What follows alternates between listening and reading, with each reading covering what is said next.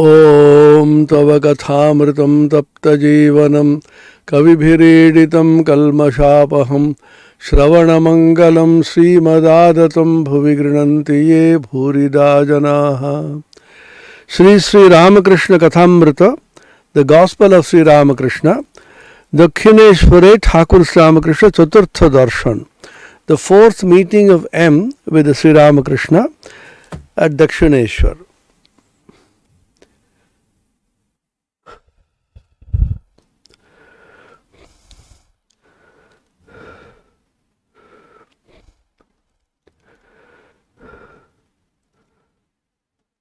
The context is that Hanuman, Mahavir, is being tempted with fruits. Then he says, am I in need of fruits? Amar ki phaler abhav. So I have got such a wonderful fruit by which my whole life has been fulfilled. Janama saphal, moksha phaler vrikka ram hridaye. The moksha phala, the fruit of moksha, the supreme liberation, is just at hand, because the tree which will yield this moksha phala is just in my heart. By this, Sri Ramakrishna means, if you realize God, if you keep God as the only goal in life, then you will get all the goods of the world also. There's a fear in all of us that if you become too godly, too otherworldly, too oriented towards moksha, liberation and so on, this world will drop away. No. Dharma, artha, kama will be automatically achieved if you achieve the supreme goal of life, God realization. But you will not just feel like running after the other relative, temporary, evanescent, impermanent achievements like dharma, artha, kama. You just not feel like. But you will get them. If you want, you can take them. But they will appear insignificant. Sri Ramakrishna used to say in the Gospel, aluni lagbe, absolutely insignificant, meaningless, purposeless. So he says,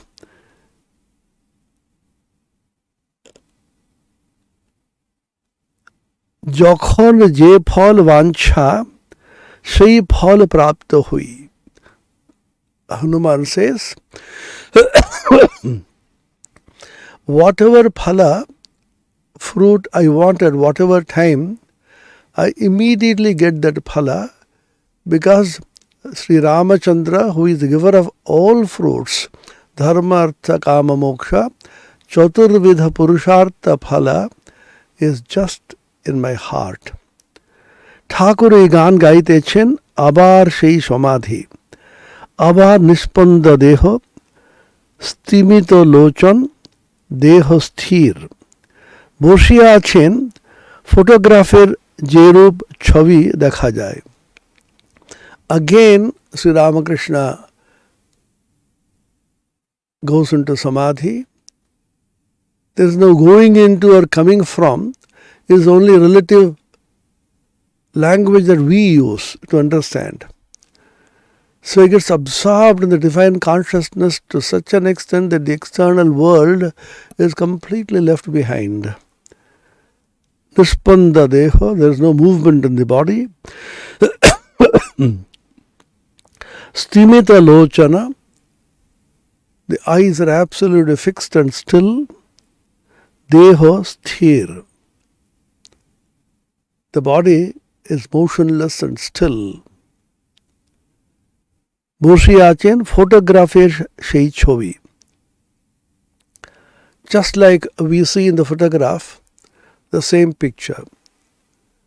If we had access to photographing him at every moment and videographing him as we do in the present day in the mobile phone, what a rich collection should have been. But it will become too cheap, so Ramakrishna did not allow that.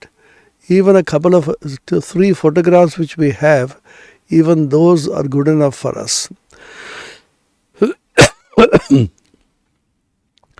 ভক্তরা এইমাত্র এত হাসি খুশি করিতেছিলেন, এখন সকলেই এক দৃষ্টি হইয়া ঠাকুরের সেই অদ্ভুত অবস্থা নিরীক্ষণ করিতেছেন। Just now all the devotees, young boys like Narendra, etc., were full of fun. He was also making fun of them. So much of frolic, so much of laughter.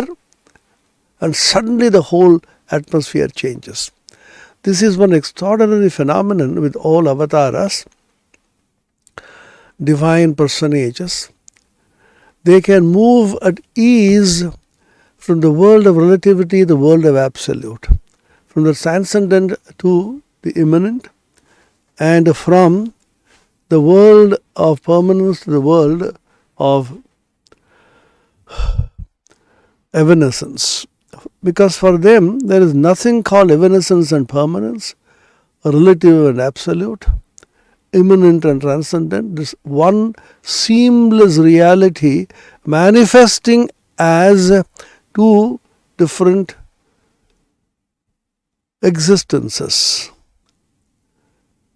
This is called the Bhavamukha Avastha. Bhavamukha meaning the threshold of being and becoming. Threshold of bhava comes from the bhu dhatu, means to become. Bhavati is a bhu dhatu, and as dhatu is asti, being.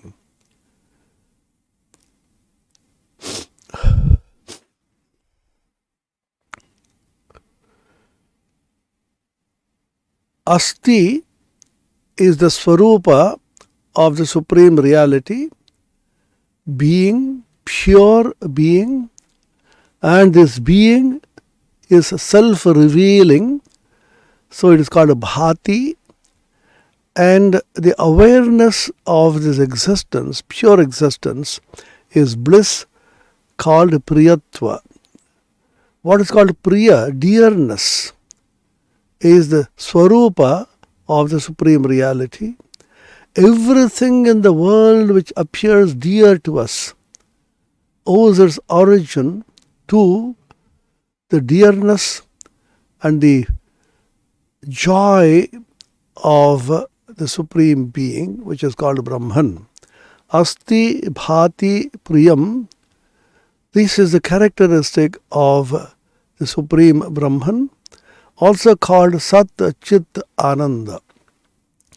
Satchidananda, which is Asti Bhati Priya, is the Swarupa of the Supreme Being. But the realization of this being, Brahman, comes through bhava. And the famous song of Ram Prasad, which Ramakrishna was so fond of singing, several times it occurs in the Gospel.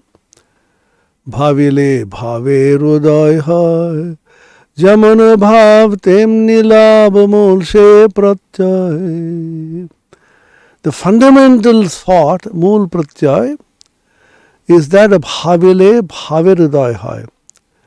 If you go on deeply contemplating, then bhava, difficult to translate into English. Bhava is a tremendous absorption, feeling, divine emotion that arises in the heart. Jamana bhava temni labh. Whatever be is a bhava, your emotion, divine sentiment, according to that you get labha, according to your achievement. So bhava is becoming. So asti and abhava, being and becoming, are two aspects of the same reality. In the Kathopanishad, it is called Asti and Tattva Bhava. Asti ityevo palabdhavyaha tattva bhavena chobhayoho. Asti ityevo palabdhasya tattva bhava prasidati. Asti, pure being, is how it should be realized. Then it should also be realized as Tattva Bhava. There, the Bhashyakara Bhagavan Shankara Bhagavat Pada says it is talking about the Sopadhika, Nirupadhika Brahman. The Sopadhika, the Brahman with attributes, Nirupadhika, the Brahman without attributes.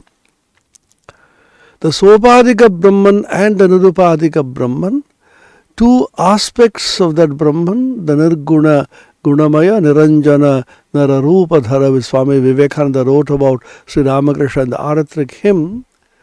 So he is a peculiar and a beautiful blend of the Nirguna and Gunamaya, because he remains in the state of Bhava Mukha.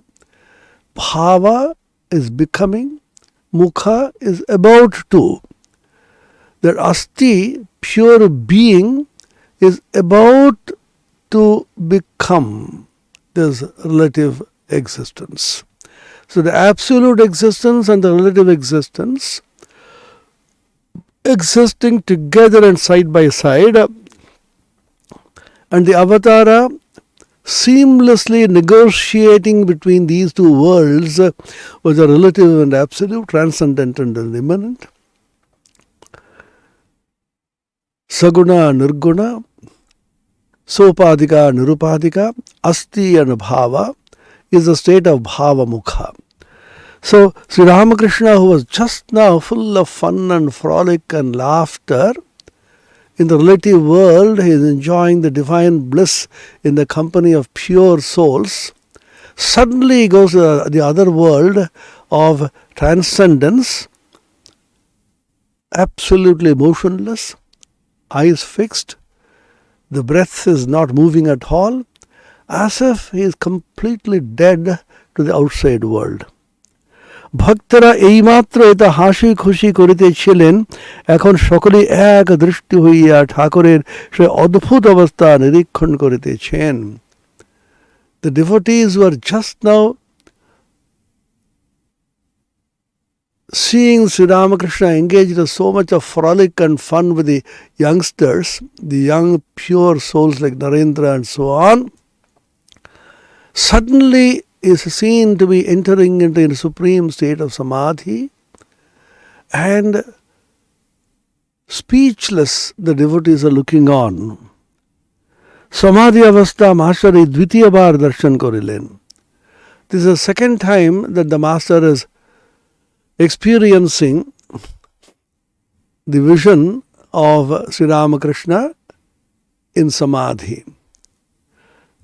Earlier also we remember that we saw that Sri Ramakrishna is in samadhi, and the first time he was completely speechless to find out how a person can become so much absorbed in God that he can forget the entire world, including his own body, which is so dear to us. অনেকক্ষণ পরে ওই অবস্থার পরিবর্তন হইতেছে. After a long time, this state of samadhi is slowly changing. Deha shithil hoilo, mukh sahasya hoilo. The body becomes slowly supple, and a wonderful smile, world bewitching smile, extraordinarily beautiful smile is lighting up his countenance. ইন্দ্রিয়গণ আবার নিজে নিজের কার্য করিতেছে. All the various senses have started functioning. The eye is seeing, the nose is smelling, the ear is hearing, the tongue is tasting, and the skin is capable of feeling the sense of touch. And breath is flowing, so he is coming back to the normal, natural state of consciousness. চক্ষের কোণ দিয়া আনন্দাশ্রু বিসর্জন করিতে করিতে ঠাকুর রাম রাম এই নাম উচ্চারণ করিতেছেন. From the corner of both the eyes, tears are trickling, and he is repeating Ram Ram, the word, with so much of devotion and love, repeating the name of Rama. Here we should remember that the tears which come from the sides of the eyes, Chakhur Kondiya, that is the corner of these eyes, this side, not towards the nose. So Sri Ramakrishna used to say, the tears which flow from the eyes towards the nose are because of sorrow. And the tears which come from the corner of the eyes here are Ananda Ashru,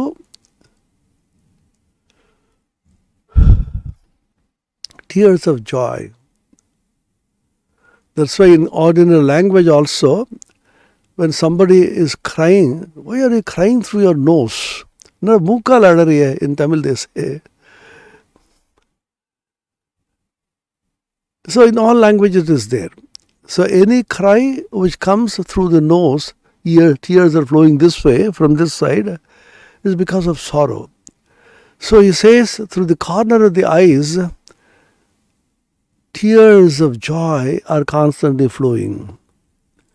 master ভাবিতে লাগিলেন, এই মহাপুরুষই কি ছেলেদের সঙ্গে ফচকিমি করিতেছিলেন? তখন ঠিক যেন 5 বছরের বালক. M was thinking to himself, is this the same divine personage, Mahapurusha, who was full of fun and frolic and engaging in such laughter and play with these little children? And at that time it appeared as if he is a child of 5 years. Panchavarsha bala bhava yukta hamsarupinam. The description given by Swami Virajanandaji's poem Ramakrishna Dashakam, where he describes Ramakrishna by saying Panchavarsha bala bhava. His mood is that of a child of 5 years. Yukta hamsa. Yukta means absorbed, focused, a great yogi. Paramahamsa. A Paramahamsa behaving like a 5-year-old child.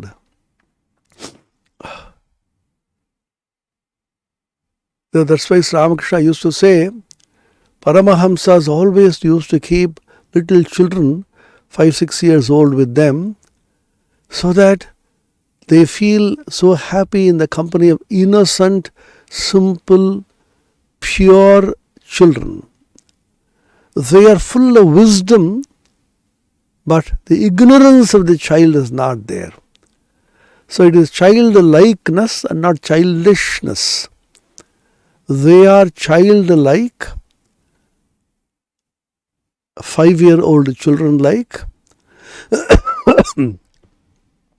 full of the innocence of the child, minus the ignorance, and endowed with tremendous spiritual wisdom of the highest order. This is the Paramahamsa.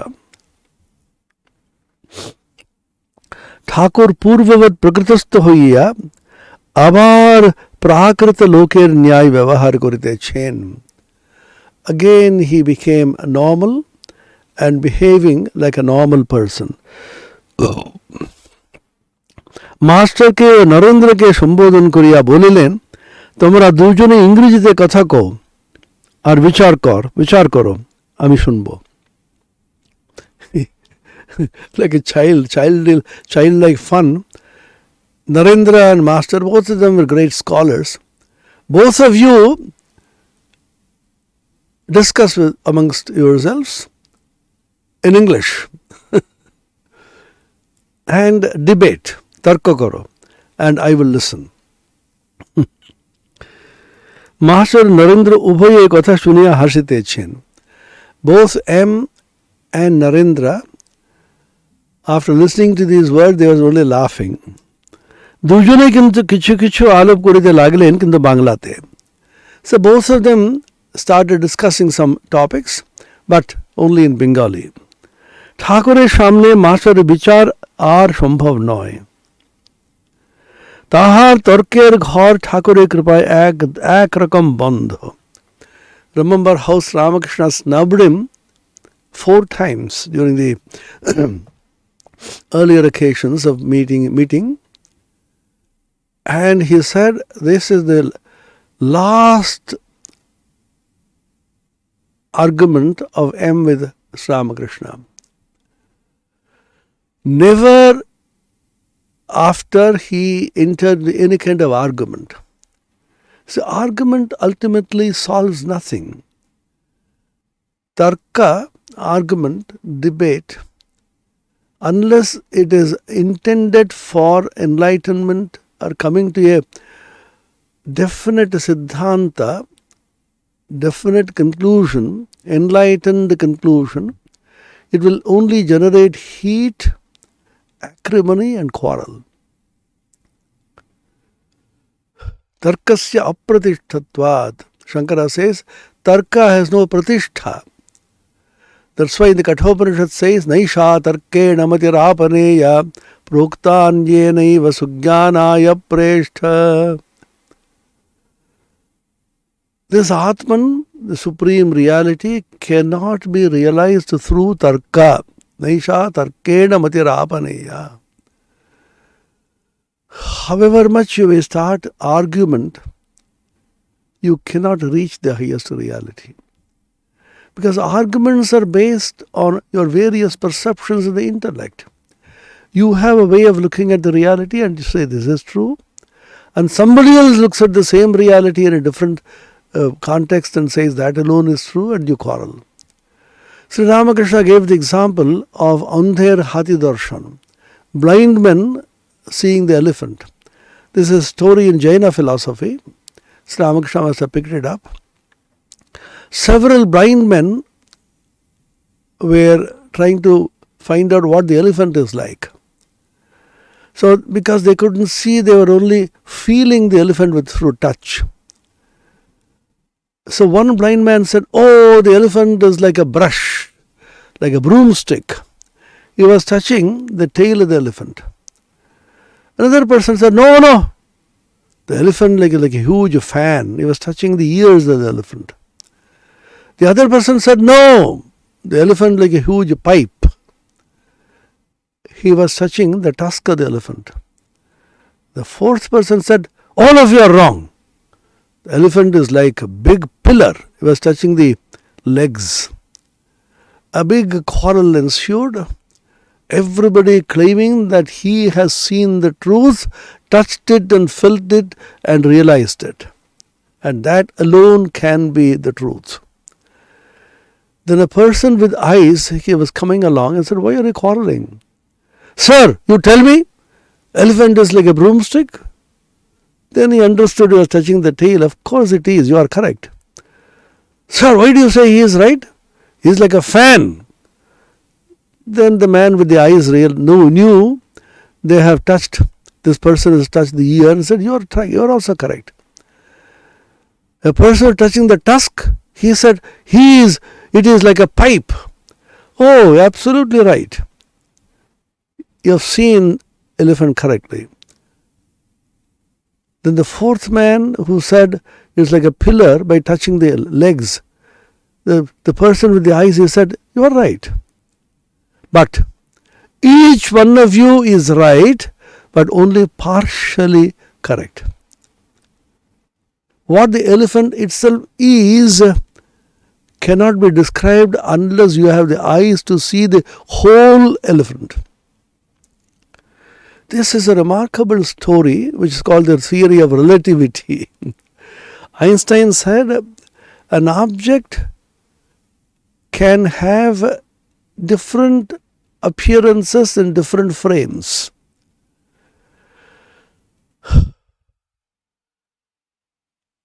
And you cannot but look at an object except in and through your frame. And a moving rod contracts along the length when it is moving very fast.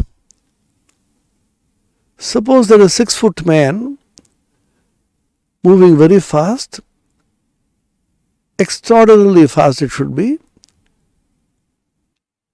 maybe half the velocity of light or more.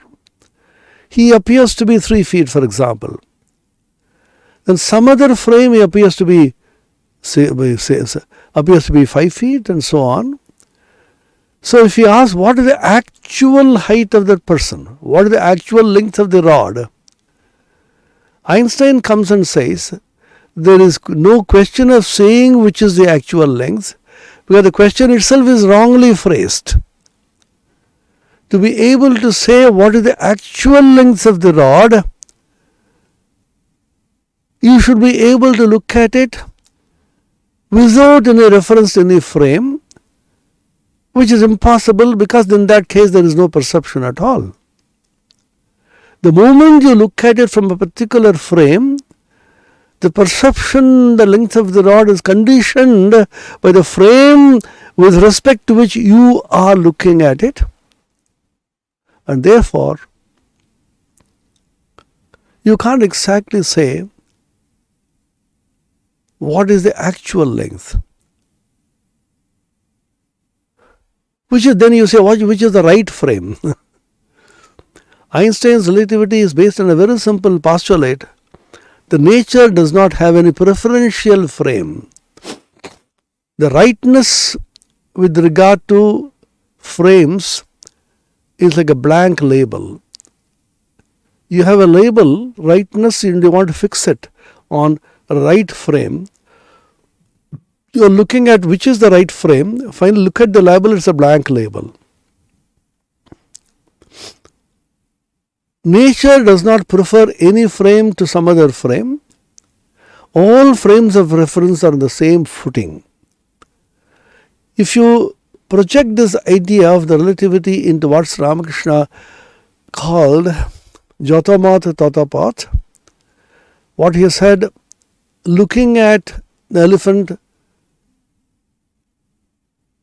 the perception by blind people, or the story of the chameleon. All of you know the story of the chameleon by Sri Ramakrishna. Chameleon is Bahurupi,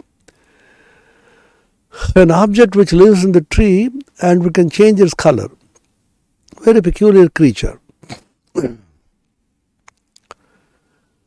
A person came and said, I went to the tree and I saw a peculiar object sitting on the tree which was green. Another person said, no, I saw it yesterday, it was yellow. The third person said, both of you are wrong, I saw it was crimson. And the fourth person said it was red. And another person said, no, it was completely colorless. And a big quarrel ensued. And again they went to the tree, there was a person sitting there.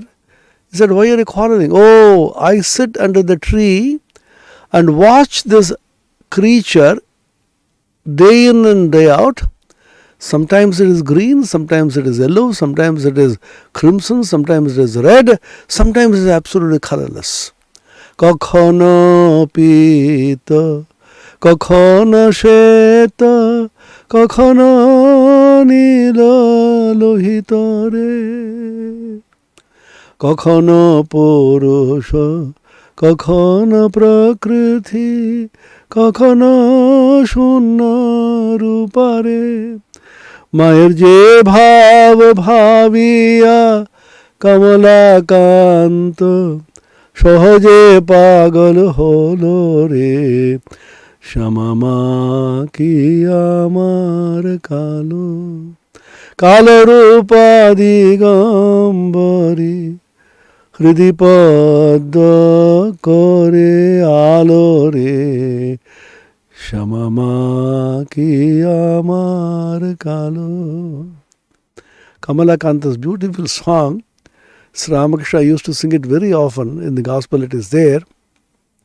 And this was the song which Swami Vivekananda sang on the day of his Mahasamadhi. He meditated for a long time in the shrine, and when he was coming down the stairs, he was singing this song.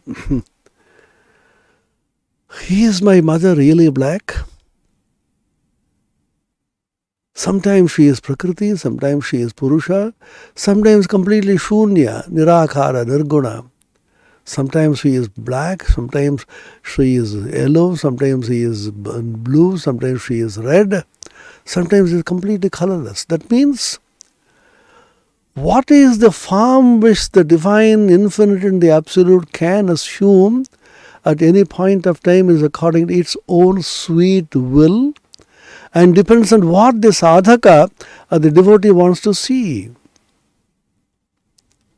Hanuman Mahavir was so much devoted completely and one-pointedly to the form of Ramachandra and Sita, and he could not see any other form, did not want any other form.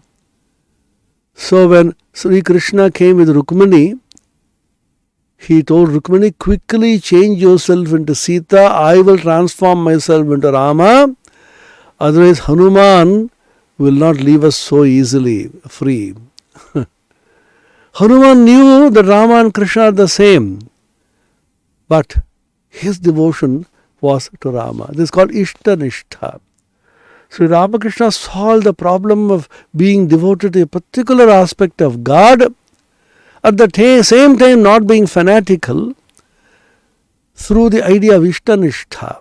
Nishtha means one-pointedly being devoted, Ishta, the supreme reality.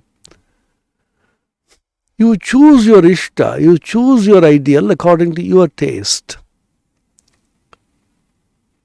Suppose you don't like sweets, go into a restaurant. Will you go to a place where there are no sweets and then you enjoy? Will you go to set fire to the remainder? Why do you do that? The fanaticism comes from the feeling that God can be this and not that. Sri Ramakrishna says that never put any limitation on God by saying He is this, He is this, He is this, and He can't be anything else. Ishwarer iti korona. Iti means this.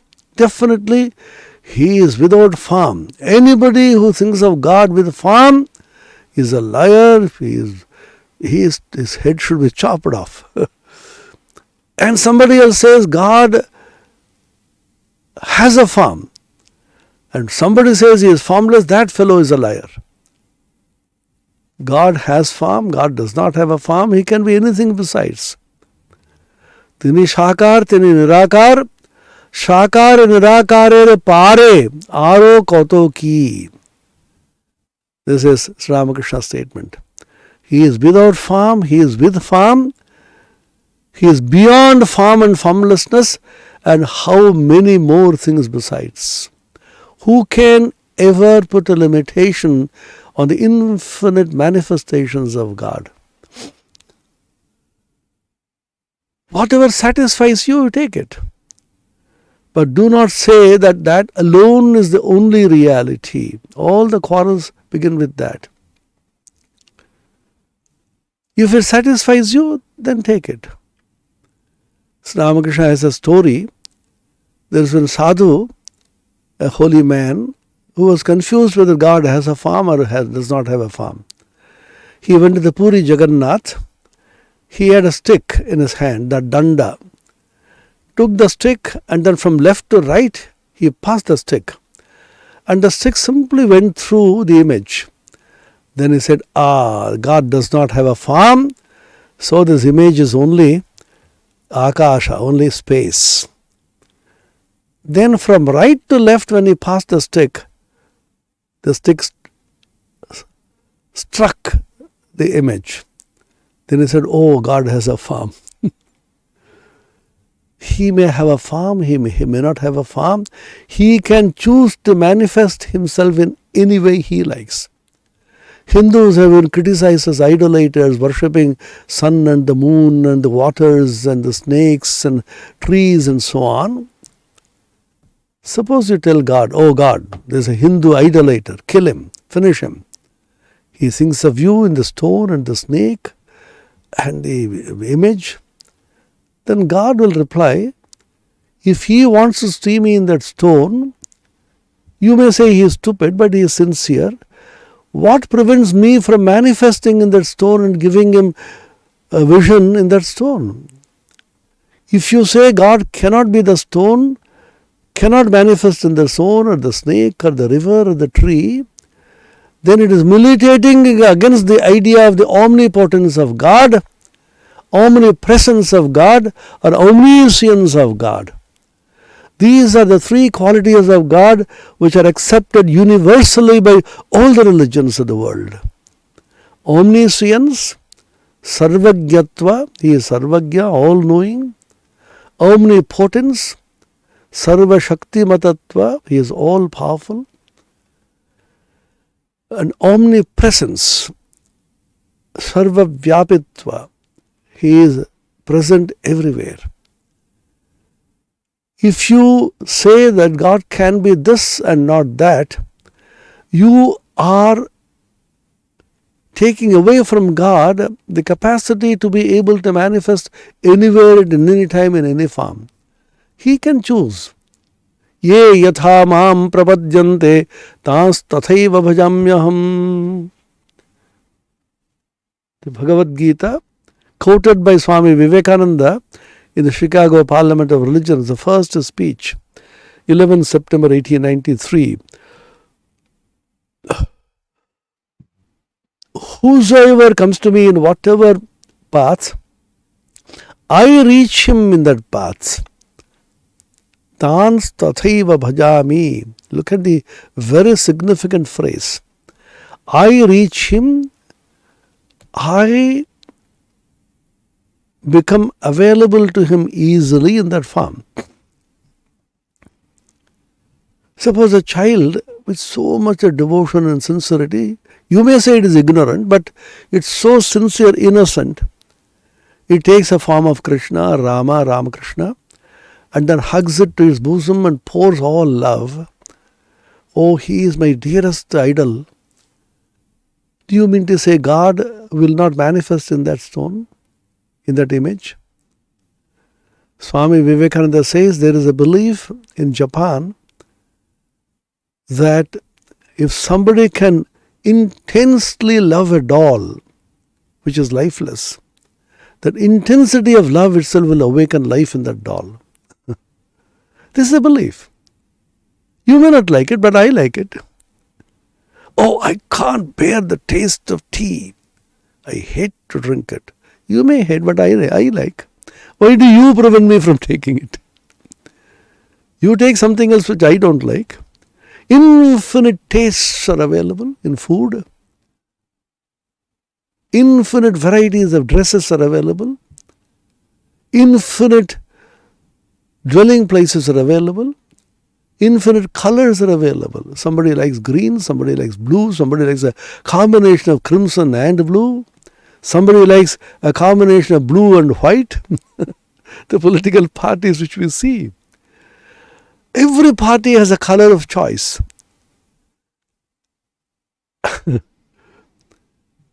that's their choice. And the followers like it. Why do you have a problem? Why do you have a problem? That liberality of outlook by which everybody has his own freedom of choice, this is the very basis of democracy. A great country is so democratic, the Constitution of India provides for a variety of choices of all its citizens, provided that it does not harmfully impinge on the rights of anybody else. My fundamental right of choice, freedom of speech, should not hurt anybody or impinge on the rights of anybody. Now it's become very common. I am just joking. I can make any comment. Freedom. I can't joke at somebody else's expense. I can't hurt anybody. If I am hurt by somebody, how do I feel? So everybody has to adhere to certain principles, which is principle of self-sacrifice. You should sacrifice your own littleness and smallness and fanatical clinging to certain thoughts pattern and throwing it upon others and thinking that you have the freedom. If you have the freedom, the other man also has the freedom. And there should be a demarcation, a line drawn, Lakshmana Rekha as they say, by which these are clearly defined. This is democracy. Mrudu bhashi, mito bhashi, mishto bhashi.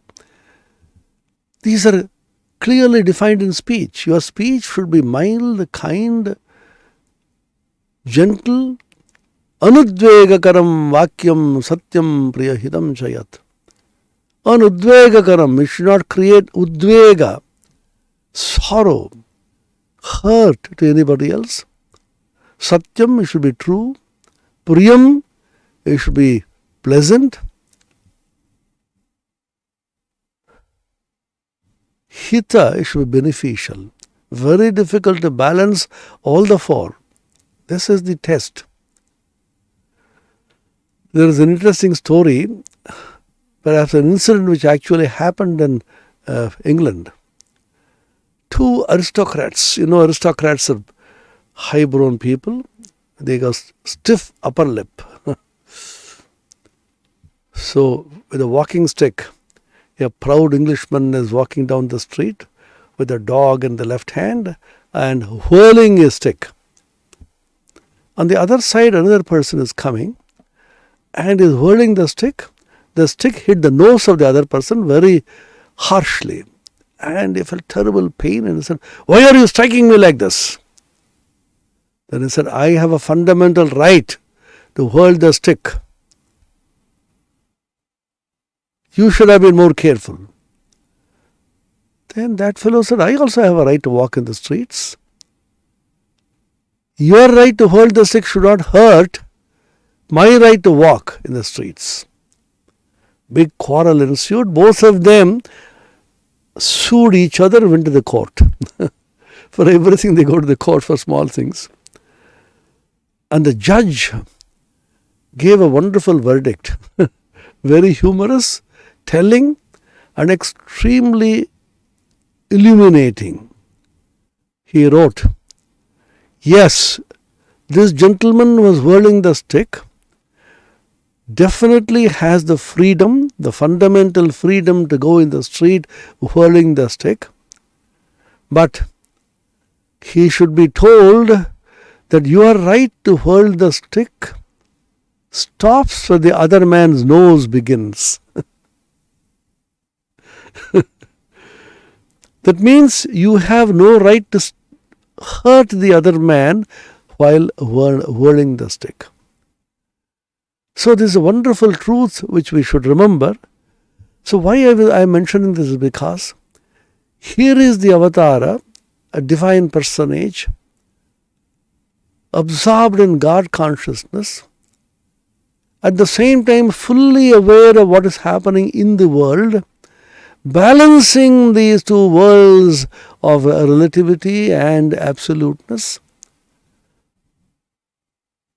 immanence and transcendence, infinite and finite, where this moment he was full of frolic and fun and playing with the children, the young devotees, and next moment he is absorbed in God consciousness. We should also develop this quality in some measure by imitating or contemplating on Sri Ramakrishna as the avatara in Bhavamukha, and through that getting a taste of this kind of experience. This is called simulation. Nowadays we call it computer simulation. Before you actually perform the experiments in the lab, you can simulate it. In physics, they call it thought experiments. They are not actual experiments performed, they are thought experiments. Schrodinger's cat in quantum mechanics is a very famous thought experiment. So you can simulate the mind of Ramakrishna and Bhavamukha, and through that simulation, develop a state of mind which can conveniently, comfortably, and happily balance these two states. This moment you are in deep meditation or absorbed, suddenly a phone rings. Why do you get irritated?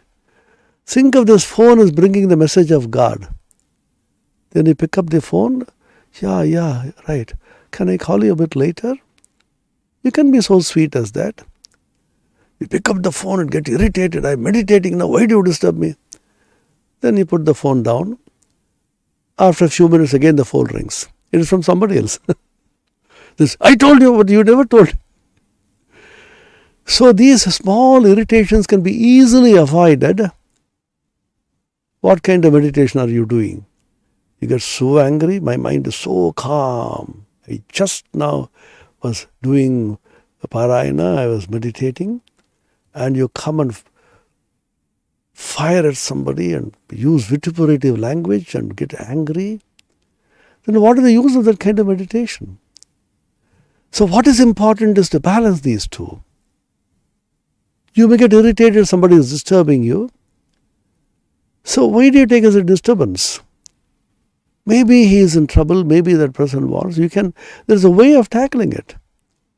So remain in a kind of psychological simulation of Bhavamukha, a psychologically simulated Bhavamukha consciousness, from which you will be able to balance both the relative and the absolute.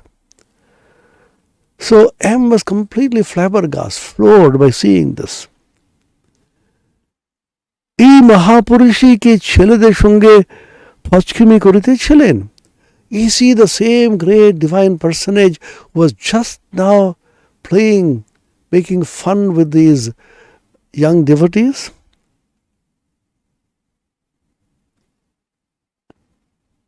ঠাকুর পূর্ববৎ প্রকৃতস্থ হইয়া আবার প্রাকৃত লোকের ন্যায় ব্যবহার করিতেছেন. So he became absolutely normal and behaving and talking as if he is completely normal. মাস্টারকে নরেন্দ্রকে সম্বোধন করিয়া বলিলেন, তোমরা দুজন ইংরেজিতে কথা কও আর বিচার করো, আমি শুনব. Both of you discuss and debate in English, I will listen. Master did not do it, as he says. তর্কের ঘর ঠাকুরের কৃপায় একরকম বন্ধ. The door of his mansion of debating and quarreling and fighting and useless discussion, that has been completely closed by the grace of Sri Ramakrishna. ঠাকুরের সামনে মাস্টারের বিচার আর সম্ভব নয়. He said it is impossible for him to enter into any kind of argument in the presence of Sri Ramakrishna. So what a great blessing. Just in a couple of meetings, he completely conquered the tendency for useless, frivolous speech. This is one thing which is a great obstacle to spiritual sadhana. Frivolousness in speech, useless speech. In the Medha Suktam it is said, O Medha Devi, before you came into my heart, I was indulging in useless speech, gossip, frivolousness. After you have come into my heart, I will now talk about great things, Brihadvadema. That means Brihat is Brahman, the great Brahman, supreme consciousness, with whom? With my children and grandchildren, with my disciples and grand-disciples. If you are a householder, you have children and grandchildren. If you are a sannyasi, you have disciples and grand-disciples. Both the grihasthas, householders and sannyasis, renouncers, both of them were great brahmagyanis in India. Remember that. The ideal of a rishi, it is not sannyasa vis-a-vis grihasthashrama. It is not sannyasa versus grihasthashrama. Sannyasa as opposed to grihasthashrama. It is becoming a divine personage, becoming a rishi. A rishi is neither a sannyasin nor a householder, but he is a man of God, completely absorbed in God as transcendent and immanent, and seeing the same infinite God consciousness pervading, interpenetrating everywhere. Isha Vasyamidam Sarvam Mitkincha Jagatyam Jagat.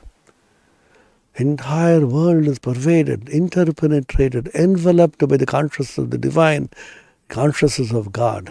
He is called a rishi.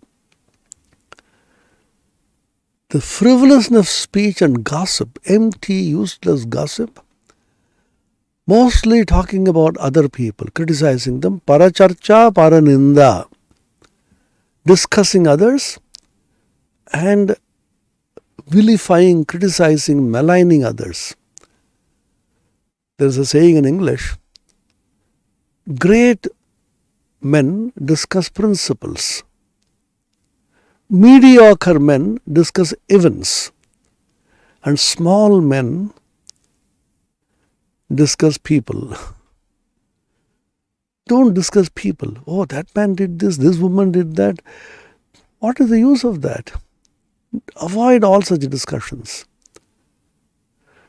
We are delightfully engaging in these because Medha has not developed in us. The Medha Suktam says, before you came, I was so unrefined, I was indulging in useless gossip and frivolous speech. Tvaya jushtan Shushamana duruktaan bruhadvidema vidathe suviraha tvaya jushta rishir bhavati devi. Those who have been graced by you, blessed by you, get transformed into a rishi. And what happens to them? They give up useless speech.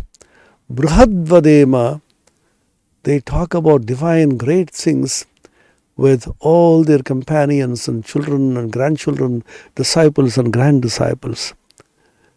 Ar kirupe tarka vichar koriben. How can anymore indulge in argumentation and debate? Useless talk. Thakur আরেকবার জিদ করলেন কিন্তু ইংরেজিতে তর্ক করা হইল না. Sri Ramakrishna again told them, why don't you both discuss in English and debate in English? I will listen. But M could not bring himself to do it, simply kept quiet. Once you say that you are finished.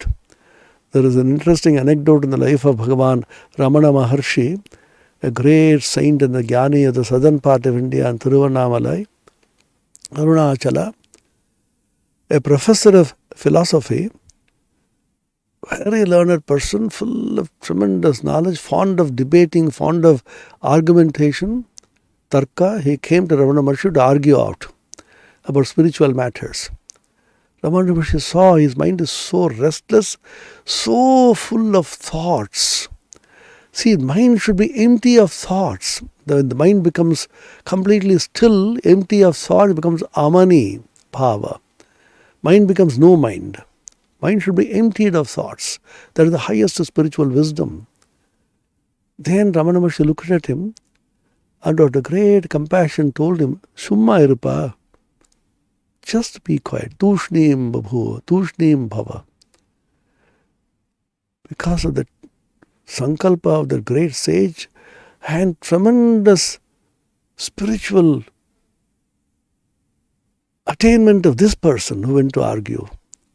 He must be highly refined soul, highly elevated. All the thoughts vanished. He became still, completely still. Stayed there, did not go back home. His wife and children came. He was a professor of a college or a university. They were crying. He did not say anything to anybody. From that time onwards, he never spoke to anybody. stayed there. I also had a great fortune to meet him. You'll be simply lying there or sitting in the outhouse of a place. Some people give him some food. Sometimes he may eat, sometimes he may not eat. Just still, that's all. What was his consciousness? He was fully awake. He could see everything, but completely still. Never opened his mouth. Shumma irupa, that's still, that's it. So the greatest wisdom is Shumma iru. Be still, be still. Be still, be alone, my soul, be still. Swamiji writes in a letter, be alone, be still. Be alone means you have no other Sangha except your own self. Then you are enjoying the bliss of your own Atman. Atman yevatmana tushtasthita prajnastadotyate. He is enjoying, he is satisfied in himself, in the Atman which he actually is. Atma krida atmarati kriyavanesha brahmavidam varishtha. The supreme most knower of Brahman, brahmavidam varishtha, Atma krida atmarata, is playing in the self, is sporting in the self, and is absorbed, delighting in the self. Atma krida, atma rata, atma santushta, atma arama, resting in the self, atma priyananda. What a beautiful name my Guru gave me. So that unworthy as I am unable to translate that even infinitesimally in my life. But I am not afraid, as Swamiji said. By the grace of God, all of us shall definitely in this very life become Atma Ramas, Atma Krida, Atma Rata, and delight in the self, and completely getting absorbed, still, and enjoying the infinite joy which is within the Atman, which is also the very soul called Sri Ramakrishna, that is Ishvara, which is the same as the Guru. Ishvaro Guru Atmeti Murti Bheda Vibhagine. Ishvara, Guru, Atma are three different names for the same entity called the Supreme Reality. May that stage come to us by Sri Ramakrishna's grace in this very life. This is the purpose of the study and contemplation of this great text, Sri Sri Ramakrishna Kathamrita, which is a Moksha Shastra. Blessed are we. Om Shanti Shanti Shanti Harihi Om Tat Sat Sri Ramakrishna Arpanamastu. Niranjanam Nityamanantarupam Bhaktanukampadhrita Vigraham Vai Ishavataram Parameshamidyam Tam Ramakrishnam Shirasa Namamaha.